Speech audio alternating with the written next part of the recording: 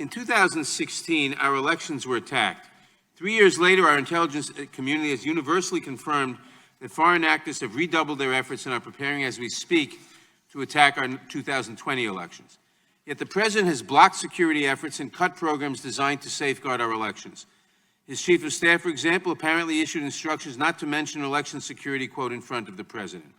The President also has disbanded the Commission on Election Integrity, eliminated the Cybersecurity Coordinator position on the National Security Council, and dramatically downsized 2 teams fighting foreign election interference.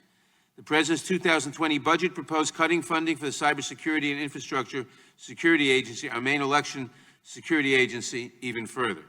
The President is handicapping our agencies from securing our elections. Most disturbing, the latest threat to our elections comes from the President himself.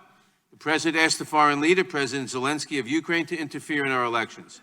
This isn't the first time.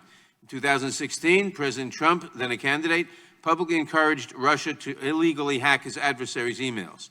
This past June, President Trump said on national television that if offered information on his adversary in 2020 from a foreign government, he would take it. And just this month, President Trump publicly suggested that, quote, China should start an investigation into the Bidens, close quote. I want to be clear. I believe it is unacceptable to ask foreign adversaries to interfere in any way in America's elections. If we ask other governments to interfere in our elections, if we undermine the public's confidence in the integrity of our voting processes, we are doing our adversaries' work for them. We cannot continue to undermine our own democratic values on the world stage.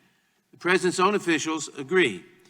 Ambassador Sondland testified, quote, let me state clearly, inviting a foreign government to undertake investigations for the purpose of influencing an upcoming U.S. election would be wrong, close quote. Each of you sitting here today are responsible for protecting the integrity of and public confidence in our elections. So I'd like to hear from each of you in turn, yes or no. Do you think it is appropriate for the President of the United States to ask a foreign government to investigate his political opponent in the 2020 elections? Mr. Masterson, yes or no? No. Ms. Floris? No, sir. Ms. Hickey? I'm not going to comment on the President's activities, but we are committed to confronting violations of the law wherever we found them. Do you think it is appropriate for a President, never mind this President, to ask for a foreign government to investigate opponents in an election? I'm focused on enforcing the criminal law. You won't answer. Mr. Hovland? No. Thank you.